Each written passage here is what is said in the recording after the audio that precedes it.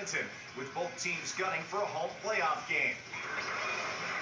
They were his favorites for over a decade. For the 10th straight year, San Francisco against Buffalo in the Super Bowl. A couple of 4-1 surprise teams headline Berman's 2-minute drill.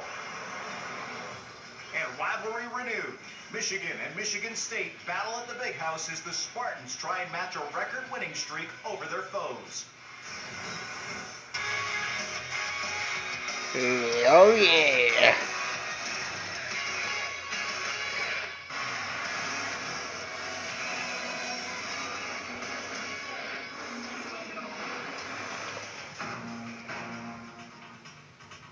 So let's drop the puck and get this show started. Thank you. How's your entertainment factor? Goodness gracious, Pete. You gotta be kidding me. Did you see that? I could do it. Sports update. And welcome back to SportsCenter. 14 games on tap. The busiest day of the NHL season so far in Toronto. The Calgary Flames are making their biennial visit, where even though the Leafs are off to a perfect start, some lineup changes are on the way. Catherine Dolan has more in this report. Yeah, every year I want to. You want to build on the years prior, and for us to do well, all the lines have to play well, and we all want to make the playoffs this year, and I feel like I'm a part of that. Stellar to slump. Clark MacArthur is adamant it's not going to happen to him. Boasting a career-high 52 points last season, he will resume play on a line with Mikhail Grabovski and Nikolai Kulemin. There is a chemistry with those three guys that is hard to duplicate with others in there, so I just wanted to play the same way he did last year. I feel like I want to get out there and do everything right off the bat, and I want to come prepared tonight and just know that you got to crawl before you walk again, so just take it as light as I can. With a strong 2-0 start, the Leafs will also shuffle their deep pairings, as Jake Gardiner will be a healthy scratch in favor of newcomer Cody Franzen. I got a chance to go in and showcase myself a bit, and Cody Franzen, oh yeah, he's an awesome guy. A guy like that's got a booming shot. He's a big physical guy. He skates well, moves a puck. We played our first preseason game together. Had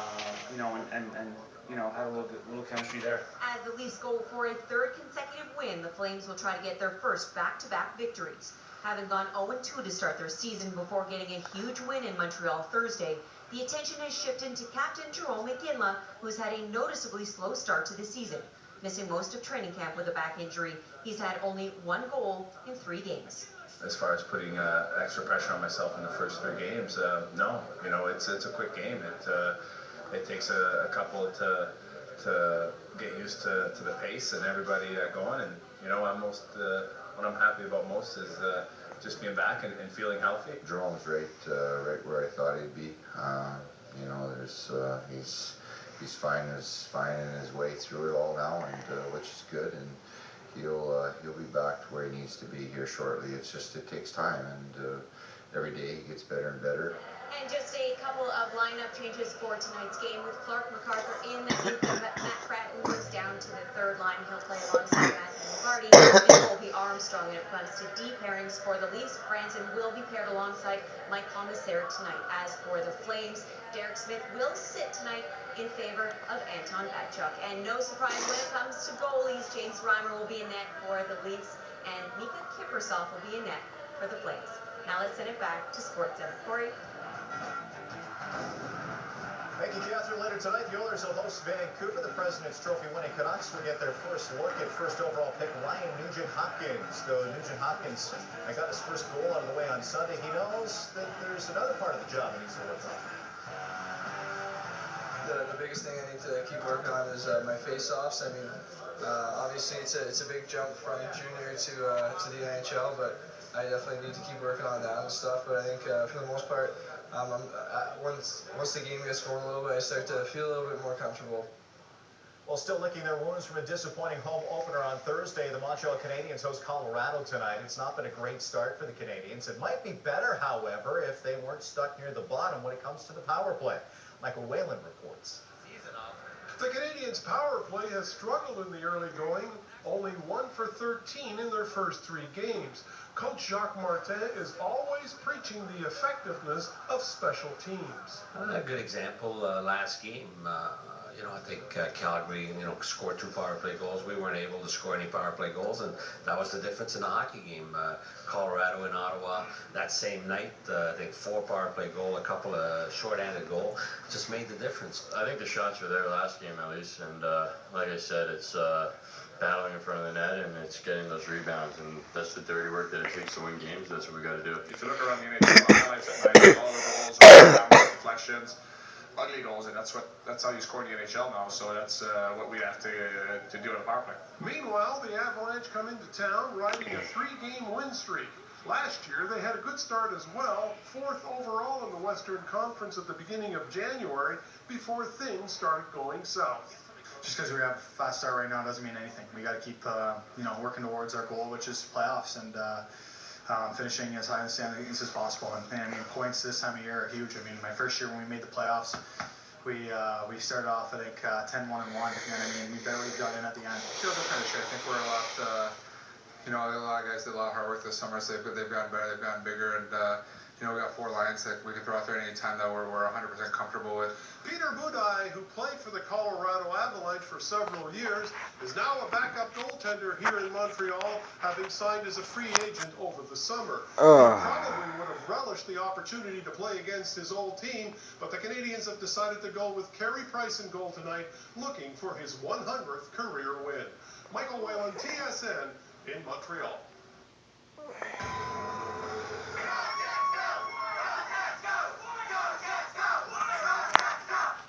Well, that is the scene outside the Jobbing.com Arena. It's the new Jets against the old Jets, as the Winnipeg Jets are in Phoenix to face the Coyotes. It was 15 years ago that the Coyotes left Winnipeg for the desert. The Sens will have Alex Auld between the pipes for their game against the Capitals. Craig Anderson has been benched after allowing 19 goals in the Sens' first 4 games this season. Penguins will be without Evgeny Malkin for their game against the Sabres for the 3rd time in 4 games. Soreness in his surgically repaired right knee will keep the center out of the lineup. And Nabokov will start for the Islanders against the Rangers tonight. It's Nabokov's first NHL start since May 23rd, 2010. John Tavares looks to add to the 4 points he had. The Islanders' 5-1 win over the Lightning on Thursday. And former Flyers captain Mike Richards returns to Philly for the first time since his offseason trade to the LA Kings. Richards scored 133 goals over 6 seasons in Philadelphia. And this summer, he talked about his exit from the city of brotherly love. When I signed my deal, I was told I wasn't going to be traded, handshakes. But, that's, I guess, the business of hockey. It's every man for himself, and I guess you got to do what you got to do to win. Well, back to football. This is CFL on TSN tonight as Swaggerville invades Edmonton in a game that will see either the Bombers or the Eskimos come away with sole possession of first in their respective divisions. And maybe some added incentive from the Eskimos considering what happened in their last encounter. More from Dave Randorf from the Pat. Thank you very much, Corey. Hi, everybody. It is the Bombers and the Eskimos tonight. 2 teams coming off wins last week. 2 teams trying to make it 2 in a row. And 2 teams both headed to the playoffs, which is something they both missed a year ago. The Eskimos and the Blue Bombers both finished last in their respective divisions, and here they are a year later, both battling for first in the East and the West. So for fans out there of, say, the Argos and the Riders, who would love to be in this position a year from now, take a look at each one of these teams, either one of these teams, and pick one move that, say, the general manager made to help them get back into contention. Well, people are going to say that this is not a big surprise that I'm picking a receiver as being the major difference for the Edmonton Eskimos, but this is a passing league, and if you don't have receivers, as the Argos are finding out, you're going to have a tough time winning football games. And what Edmonton did this offseason is they went out and got Darius Bowman, and I think he is the biggest addition this team made to change their fortunes. This guy has over 700 yards receiving, and he's missed 4 games. But what I love about what Bowman brings to this football team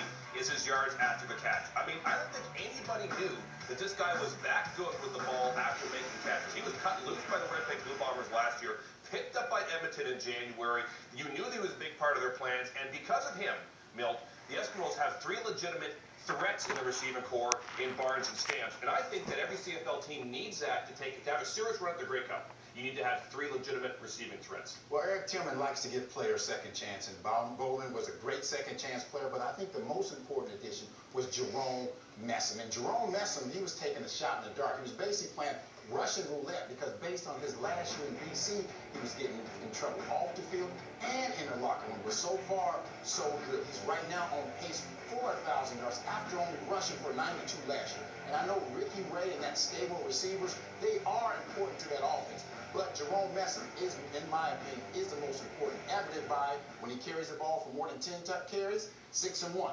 Less than 10 carries, Schultze, 2 and 5. He is a special player. And if he can keep his nose clean, he can do some special things. And for the Bombers, it's not so much an individual as much as it is the way they approach the season. You know, at 9 and 5, it's easy to forget that these Bombers were 4 and 14 last year. That is not a good year. They were a non-playoff team. So usually when you're a non-playoff team, you make change because change is demanded from the public, and in many cases, change is demanded from ownership. But they didn't make many changes at all. They stuck the course. They stayed with their focus on their belief in their players and also in their coaching staff.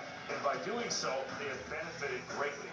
Joe Mack, as a general manager in terms of personnel, Paul LaPolice, they took a look at the personnel that they had, and they came to the conclusion, we can win with these guys. That takes a little bit of guts. Then phase number 2, there are some young players on that football team that are absolutely outstanding, that have excellent CFL careers. So you have the veterans that stayed together because of the decisions to stick the course, and you have some young players who are playing like veteran players. Logic says they continue to win in Winnipeg. Winnipeg has been a very good road team, which is where they are tonight. However, they've won just once in their last 10 trips to Commonwealth Stadium. Bombers and Eskimos tonight on TSN. Corey? All right, thank you, gentlemen. Yes, indeed. Bombers Eskimos live on the CFL on TSN right after Sports Center coming up in just over 15 minutes' time. You can also watch it on TSN Mobile TV. When SportsCenter returns with France already in the final, our panel sets up the All Blacks and Wallabies in a semi-final clash at the Rugby World Cup. Plus, with 5 Canadians in the field at the McGladrey Classic, see if anybody can make a move on moving day.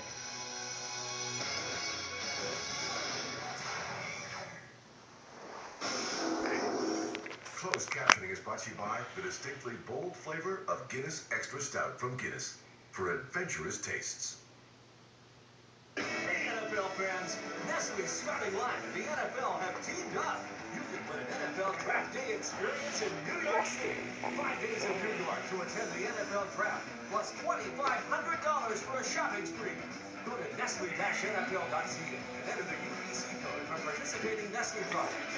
Rolo, Smarties, Hero, Coffee Crisp, and Kit Kat. Nestle, proud sponsor of the NFL. Look for Nestle displays at participating Sobeys locations. And today, that's it for Sports Connected, guys. See ya. Bye. And stick my page out. Yeah. So, see ya. And please, please. Awesome. And stick this out, man. See ya. Bye.